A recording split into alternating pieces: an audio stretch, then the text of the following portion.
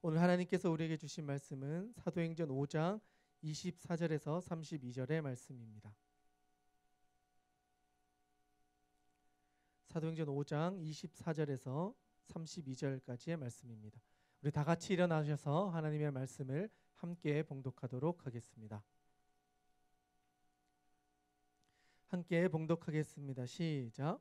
성전 맡은 자와 제사장들이 이 말을 듣고 의혹하여 이 일이 어찌 될까 하더니 사람이 와서 알리되 보소서 옥에 가두었던 사람들이 성전에 서서 백성을 가르치더이다 하니 성전 맡은 자가 부하들과 같이 가서 그들을 잡아왔으나 강제로 못함은 백성들이 돌로 칠까 두려워함이더라.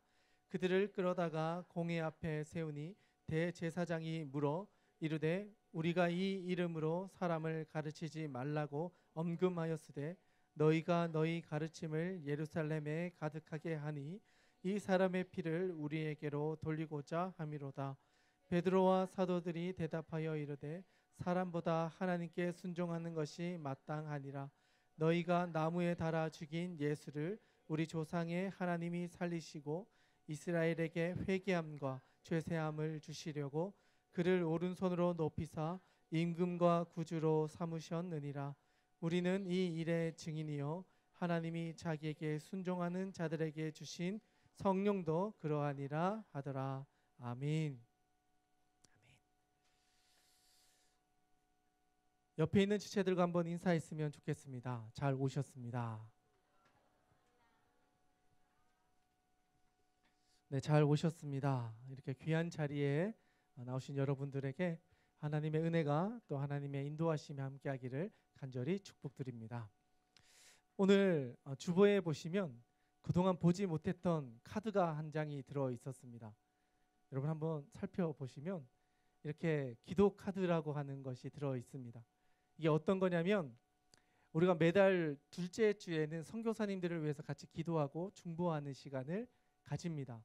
그래서 이번에는 1년 동안 우리가 이 기도 카드를 가지고 우리가 원하는 또는 우리가 기도하고자 하시는 선교사님들을 이렇게 보면서 주중에도 기도할 수 있고 또 매달 둘째 주에도 이 카드를 꺼내서 함께 기도하고 중보하고자 만든 카드입니다. 여러분들께서 꼭 들고 다니시면서 또 성경책에 꽂아 두셔서 함께 기도할 수 있도록 여러분이 사용해 주시면 감사하겠습니다.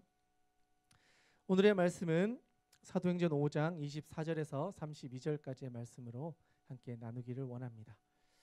여러분 며칠 전에 우리 공동체에 큰 수련회가 있었습니다. 1박 2일의 수련회를 다녀왔습니다. 처음으로 떠나는 마을 또 목장과 함께하는 수련회였습니다. 많은 걱정과 또 준비들이 있었는데 이번에 많은 지체들이 함께해 주셔서 56명이라고 하는 청년들과 함께 많은 은혜를 나누고 돌아왔습니다.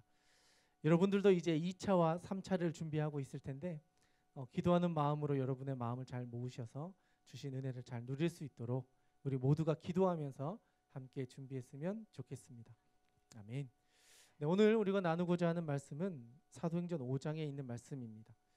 여러분 혹시 4장에 우리가 지난주까지 나누었던 한 사람의 기적의 이야기가 나왔습니다. 그 사람은 어떤 사람이냐면 나면서 한 번도 걸어보지 못했던 40여 세가 되는 분의 이야기였습니다. 그 이후에 사도들에게는 어떤 일이 있었는지 혹시 아십니까? 네, 그 일이 있고요. 이 사도들은 억울하게 잡혀서 감옥살이를 하게 됩니다. 분명히 좋은 일을 했잖아요. 한 번도 걸어보지 못했던 사람을 일으켜 세워주었는데 많은 사람들은 그것을 기뻐하고 또는 간증하고 즐거워하면서도 또 어떤 사람들은 그것을 바라보면서 이것은 우리가 가르치는 가르침과 다르다. 또는 우리 유대 전통과는 다르다. 그리고 그들이 가르치는 도가 뭔가 우리가 전했던 것과는 다르다라는 이유를 핑계 삼아서 이 사람들을 고소를 합니다. 공회라고 하는 곳에 이 사람들을 고소를 해서 이 사람들이 억울하게 감옥에 갇히게 됩니다. 그리고 그 감옥에서 그들이 또 하나님의 인도하심을 받아서 다시 풀려나게 되는 일을 경험하게 됩니다. 그리고 나서 이 사람들이 또 지속적으로 하는 일이 있었습니다. 바로 복음을 전하는 것이었습니다. 그들이 분명히 감옥에 갇혔고 많은 고난을 당했음에도 불구하고 그들이 풀려져서 다시 삶으로 돌아왔을 때 그들이 했던 것은 다시 자신들이 가지고 있었던 그 복음을 전하는 사명을 이어가는 것이었습니다. 고난으로 인해서 그들이 해야 될 사명을 버리거나 떠나버리는 것이 아니라 오히려 그것을 통해서 다시 한번 그들의 마음을 담대하게 먹고 다시 이 복음을 전할 수 있도록 그들의 삶의 자리에서 힘을 내었던 것이죠. 그리고 나서 그들이 복음을 전합니다. 그리고 그들이 사역했던 곳에서 5천 명이라고 하는 많은 사람들이 주님을 영접하고 또 주님의 백성으로 돌아오는 일들이 생기게 되었습니다. 그런데 또 그 주변에 있던 많은 사람들이 그들이 너무 열심히 사역을 하니까 이들을 다시 한번 고소를 합니다. 이번에는 그들이 가르치고 있는 도가 틀렸다. 그리고 이들을 다시 한번 감옥에 넣어서 이들이 전한 것 중에 잘못된 것들, 교리적으로 또는 그들이 했던 것 중에 잘못된 것을 책잡아서 다시 한번 이들을 죽이려고 마음을 먹고 감옥에 다시 한번 집어넣는 사건이 생기게 되었습니다. 그것이 바로 오늘 우리가 나누고자 하는 이 말씀의 배경입니다. 사도들이 두 번째 감옥에 들어간 이야기가 오늘 본문 말씀의 배경이라는 것이죠. 그래서 먼저 17절의 말씀을 우리 같이 한번 읽어봤으면 좋겠습니다. 5장 17절의 말씀인데요. 17절의 말씀을 다 같이 한번 읽겠습니다. 시작. 대제사장과 그와 함께 있는 사람 즉 사두개인의 당파가 다 마음에 시기가 가득하여 일어나서, 자, 사두개인이라고 하는 사람들은 어떤 사람이냐면 영혼이 없다, 천사가 없다, 우리는 죽으면 육신의 심판만 있다라고 생각했던 사람들이었습니다. 그런데 예수님의 제자들을 통해서 영이 있다, 성령이 일하신다, 하나님의 영이 우리를 통해 일하신다는 것을 보게 되니까 이들의 마음 가운데 이들을 시기하고 질투하는 마음들이 생겼습니다. 그래서 빌미를 잡아서 이들을 고소하기 위해 이들을 감옥에 있는 많은 사람들에게 이런 좋지 않은 소문들을 흘려서 억울하게 감옥으로 들어갈 수밖에 없게 상황을 만들었습니다. 그리고 나서 다음 절에 18절의 말씀인데요. 같이 한번 읽겠습니다. 시작. 사도들을 잡아다가 옥에 가두었더니, 그들을 억울하게 다시 한번 이렇게 사람들을 모아서 분위기를 만들어서 이 사도들을 다시 한번 감옥에 들어갈 수밖에 없게 만들어서 두 번째 감옥에 들어가게 하였습니다. 그런데 두 번째 감옥에 갔을 때는 신기하게도 놀라운 일이 또 일어나기 시작합니다. 바로 다음 절인데요. 19절의 말씀입니다. 같이 한번 읽겠습니다. 시작. 주의 사자가 밤에 옥문을 열고 끌어내어 이르러. 자, 19절에 보니까 하나님의 말씀을 따라서 그들이 감옥에도 갔고 풀려나서 다시 한번 복음을 전하였고 또 감옥에 가게 될 수밖에 없는 상황에 놓여졌습니다.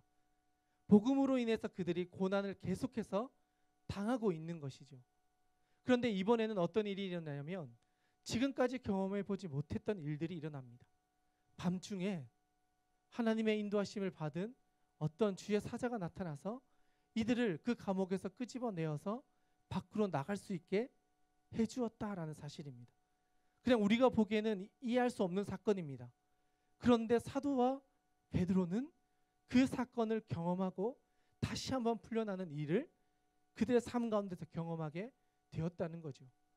복음을 전하면서 고난을 당하고 한 번도 아니고 두 번이나 고난을 당했는데 그렇게 고난을 당하는 가운데 하나님께서는 그들을 인도해 주시더라라는 것을 이 사도와 베드로는 또다시 한번 경험하게 되는 거예요. 여러분, 우리가 복음을 전할 때 그 복음을 전한 것으로 인해서 우리가 수치를 당하거나 고난을 당하거나 어려움을 당하면 우리는 한 번 또는 두 번이면 포기하기 마련입니다. 아, 내가 역시 해봤더니 안 되는구나 라고 포기할 수가 있지요. 어쩌면 그것은 우리의 마음인지도 모릅니다. 그런데 이 사도들은 다시 한번 그것을 결단하고 그